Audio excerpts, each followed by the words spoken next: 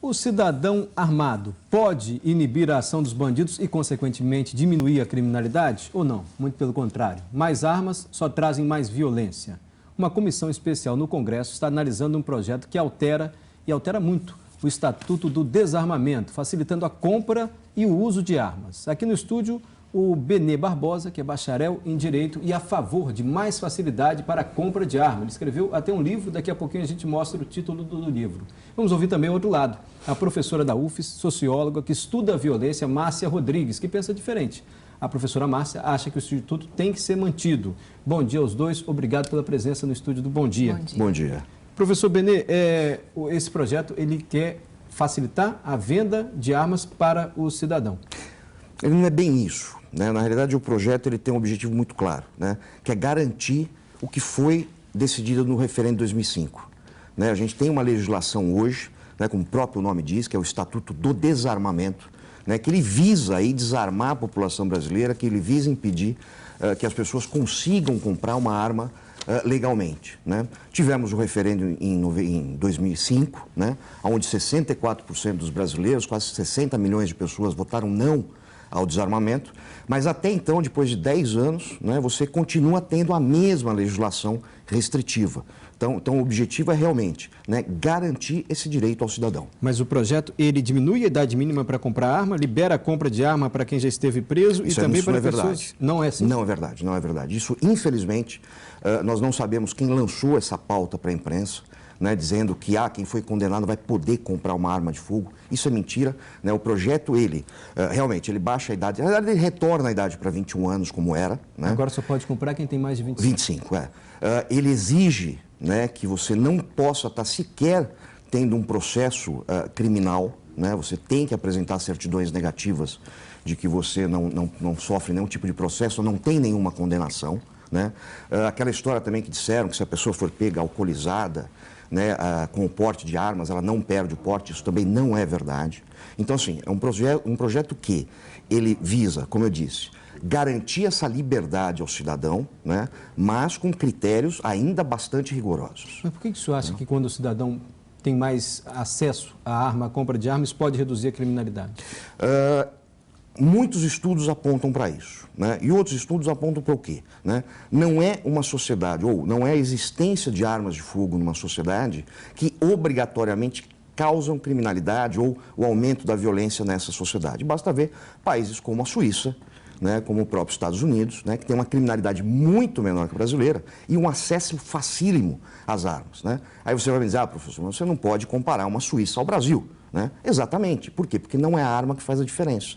Se a gente for aqui mesmo na América do Sul, pegar Uruguai, Paraguai, Argentina, Chile, Peru, todos esses países têm restrições muito menores que as brasileiras, com taxas de criminalidade muito menores que as brasileiras. E depois aí já, com quase 14 anos de Estatuto de Desarmamento, já está mais do que comprovado que foi um terrível fracasso, né, onde o cidadão ficou muito mais exposto à criminalidade, né, ficou muito mais vulnerável aos criminosos, enquanto isso, o Estatuto não chegou nem perto de desarmar o criminoso ou impedir que ele se armasse. Professora Márcia, a senhora discorda?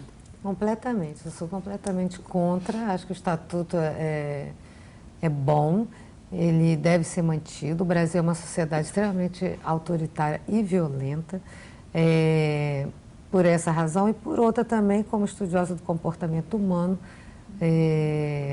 o cidadão, quando está com uma arma, ele é capaz de reações extremamente adversas. Acho que a arma tem que ser utilizada legitimamente por quem, né, deve estar armado, que são os policiais. Também sou contra a policial civil, né, da polícia de trânsito, polícia, né, que trabalha com o cidadão, está armado. O porte de arma de forma como a proposta que o colega aqui coloca, na minha avaliação, não contribui em nada. Acho que uma sociedade armada ela tem uma tendência à violência ainda maior. Professora, o Benê disse que o Estatuto do Desarmamento não contribuiu para reduzir a violência na avaliação dele. Mas e compara com outros países. A questão da violência e da criminalidade no Brasil, a questão da violência no Brasil é a questão de homicídio. O homicídio está diretamente ligado com a arma, né, que o Estado não consegue controlar. É um mercado extremamente lucrativo, importante, né? Então, a questão do tráfico de armas, né, ela está diretamente ligada, sim, à questão do homicídio. Quando ele fala de outros países, por exemplo, ele disse que os Estados Unidos têm criminalidade menor que a nossa. Não acho que os Estados Unidos não têm criminalidade menor que a nossa. Aliás, os Estados Unidos têm exemplos que a gente vê constantemente na imprensa de acidente, entre aspas, com arma, né? Adolescentes com porte de arma que... Porte de arma não, mas enfim, utilizando armas e que vão para a escola, vão para o cinema. Aqui no Brasil a gente já teve acidentes com isso. Volta e meia a gente tem notícias, né, de mortes, né, por uso inadequado de armas. Professor Benê, a professora disse que a violência no Brasil a gente mede geralmente pelo número de homicídios. Eu concordo. E os homicídios acontecem por arma de fogo. Isso eu já não concordo. Né? Você tem hoje... Né, não necessariamente. Não. Né, mas a sua maioria. Números, hoje você tem, né, aproximadamente aí 60 mil assassinatos por ano, isso números oficiais. Né? Pode ser muito maior do que isso. Né? Você teve nos últimos anos, né, um crescimento desse número, né? Você teve um maior número de homicídios, inclusive um crescimento no número de homicídios cometidos com armas de fogo. Com arma de fogo legal? Obviamente que não. Né? Nesse mesmo período, você teve uma diminuição da venda legal de armas no entorno de 90%. Né? Os Estados Unidos é muito menos violento que o Brasil. Né? Tem índices criminais, aí são números, professora. Né? Você tem nos Estados Unidos 7 vezes menos homicídios que o Brasil, né? Com uma taxa que vem caindo nos últimos 20 anos. Né? Hoje os Estados Unidos têm 5,2 homicídios por 100 mil habitantes, que é uma taxa que ele tinha na década de 60.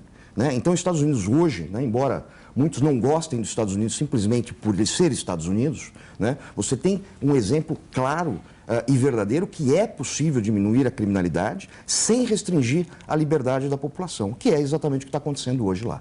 A gente tem e-mails chegando aqui para a gente no nosso e-mail bomdia@redegazeta.com.br. O Edivaldo de Rio Novo do Sul diz o seguinte: ele é a favor do uso de armas para defesa porque mora no interior e a polícia demora a chegar e não temos como se defender. Como que a senhora vê essa questão da proteção mesmo quando não se sente protegido pela polícia? Não acho que a arma seja proteção para ninguém, não. A arma é um instrumento violento, ela gera violência. Nem a polícia, que, né, deve estar e tem que estar aparelhada, faz um bom uso da arma às vezes, embora a polícia tenha legitimidade. A polícia tem que cada vez mais lidar com o cidadão sem a utilização da arma. A arma é um último recurso, isso para a polícia. E para o cidadão não acho que seja uma medida interessante. Quanto à questão de direitos, a gente tem que também relativizar isso. A opinião da população nem sempre ela é a mais adequada. O poder público tem que, inclusive, às vezes, questionar a população. Como, por exemplo, a população pode, num certo percentual, querer a pena de morte, diminuição da maioridade penal. Por exemplo, volta né, de um maior relaxamento para aquisição de armas.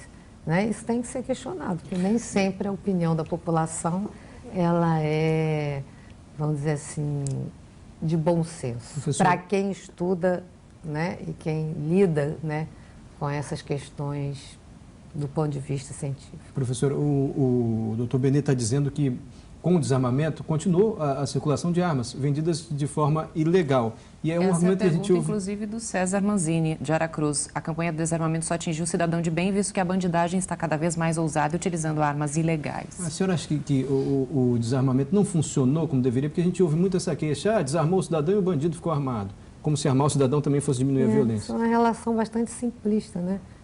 Essa de que o bandido está armado e que a população está indefesa. Faltam políticas públicas. Eu sou absolutamente a favor de políticas preventivas, né? E a população que morre por conta do crime de homicídio, a gente já está cansado de saber, são jovens, afrodescendentes, 15 a 25 anos, que não estão trabalhando, que não estão no mercado, né, que na sua maioria acabam sendo trabalhando, entre aspas, no mercado informal. Desse mercado informal, o tráfico de drogas é um componente importante de ocupação dessa população, para as quais não tem política pública adequada. A questão é essa: se realmente o Estado assumir, eu digo o Estado brasileiro assumir, né, essa questão de políticas públicas para essa parcela da população com seriedade. Obviamente a violência não é uma questão só do Estado, é uma questão da sociedade como um todo. Vamos ver a médio e longo prazo uma diminuição de homicídio e de violência. A criminalidade comum. Eu ouvi uma coisa muito assustadora agora, para dizer a verdade, né? Porque assim, a questão das armas, né, do direito de possuir armas, não foi uma questão de opinião da população. A população ela foi convocada a votar numa eleição nacional, né, que envolveu um debate nacional, né, e aonde, como eu disse, quase 60 milhões de brasileiros disseram não ao desarmamento. Né? Então não é uma simples relação não é uma pesquisa de opinião, né? Isso é uma votação nacional. Então se eu posso contestar a população, não, a população votou errado, então eu posso contestar qualquer votação no Brasil. Né? Isso é antidemocrático, né? Isso é antirepublicano.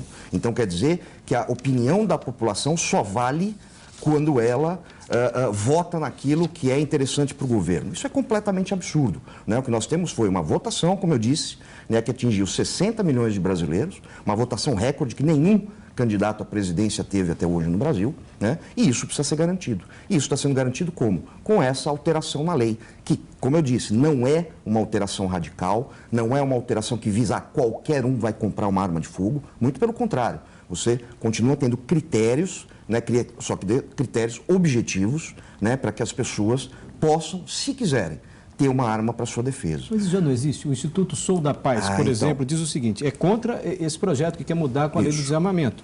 E afirma que o Estatuto não acabou com o direito de cidadão ter arma, apenas criou critérios mais rígidos. Isso não é verdade, né? Por quê?